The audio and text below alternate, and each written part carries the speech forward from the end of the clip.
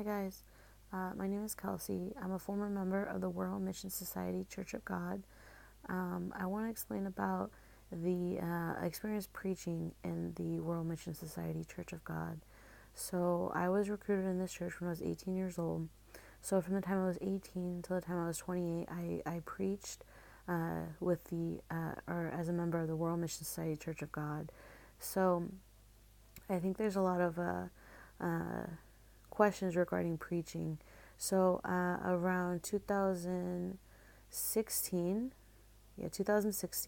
the New Year's mission was to preach to 7 billion people. So the church, they say that their goal is to preach to everybody on the planet, all 7 billion people.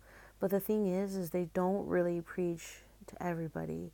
So for example, when we were preaching, the number one people we were not allowed to preach to were homosexual and transgender people.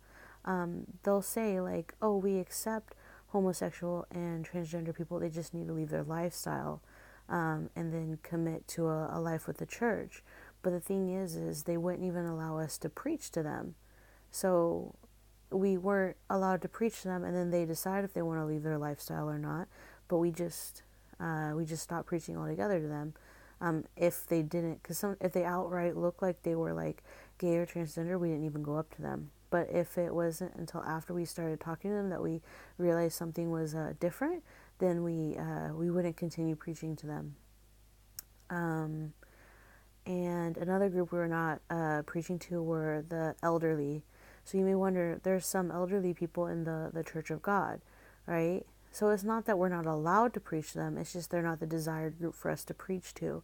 So the number one group that they want us preaching to is the young adult age. So from like age 18 to like age 30. Those who like, they're not bound by responsibility, like they don't have like kids yet. I mean, they can have kids, but like the most desired person does not have kids, but has like a good job.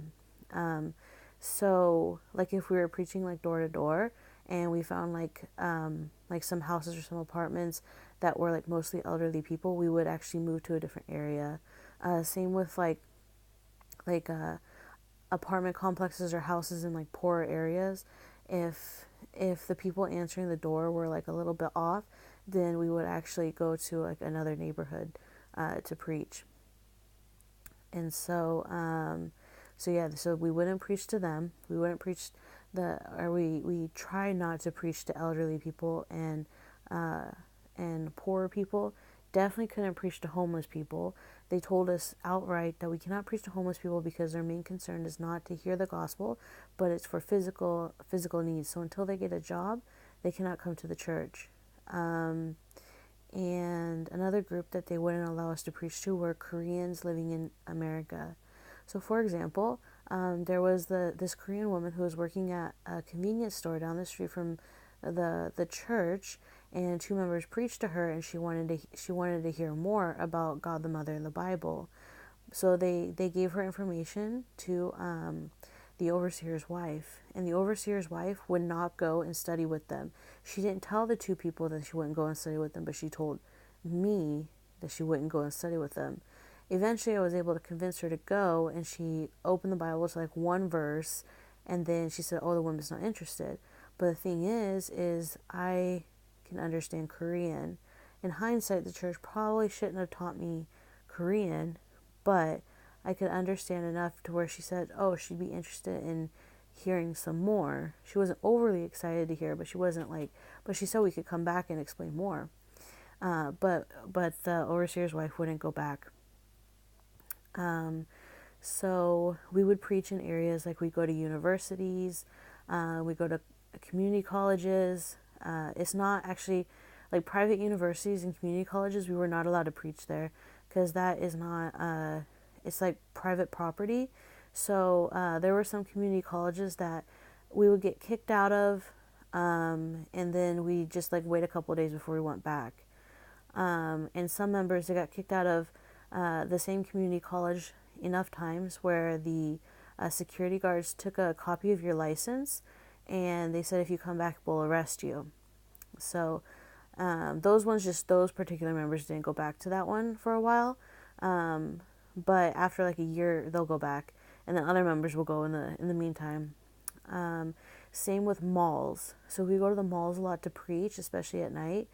And I don't know how many times I I was kicked out of a mall. Because if we got kicked out, then we would just preach outside the mall. If we got found again, usually that worked. If we went outside to preach, that worked. But if we got caught again, they would ask us to leave, and if we would usually still be there. And if we got caught again, they would escort us to our car. And if we got caught again, that was the arrest stage. So usually we just made it to the, walk you to your car, and we just waited a couple of days before we went back. So preaching is, and then yeah, we also preached to public universities. Public universities were allowed to be there, but it was, I mean, we were preaching every single day because if you watch the video about the or the interview of the Today Show with the missionary John Powers, he says there's no point system because the interviewer asked him, "Is there a point system to enter, or I think to enter heaven, or does the church have a point system?" And he said no. So the way that question was worded, he could say no because it's not called a point system, but it is a point system in its essence. That each of us, we have to bear what's called 10 talents. So one talent is you preach to somebody, they come to the church, they get baptized, and then they start paying tithes. Then they preach to someone, and that person gets baptized. So you have to bear 10 talents, meaning you have to preach to 10 people. Those 10 people start tithing, and those 10 people bring in each a person, and then that's considered a talent, and they stay in the church. Because that's different than bearing fruit. Bearing fruit is you preach to somebody, they get baptized, but the church has a very low retention rate. So like when people get baptized, 99% of the time they don't come back, because they'll look at the church online and they'll realize that they don't want to be part of that. They will just see the time constraints being placed on them more and more, and they don't have time for that. Or they'll tell somebody, and they'll tell like their friend or family member, and that friend or family member will look online and tell them about it and convince them not to come. So that was my experience when preaching in the World Mission Society Church of God. We were told that if we did not bear 10 talents, we could not enter the kingdom of heaven. Reason being is that the bearing 10 talents was a command from Mother, and if we didn't obey that command, we're disobeying and we can't enter the kingdom of heaven. So even though there's not it's not called a point system, it works like a point system. How many people you bring to the church is recorded in the Church of God. So if people weren't bearing fruit, they were told there's something wrong with them. Like you don't have enough faith, you're not studying hard enough, maybe you need to fast. And fasting in this church is no food, no water, not just no food. So yeah, if you have any questions, please put them in the comments, and I'll respond as quick as I can. Thanks. Bye.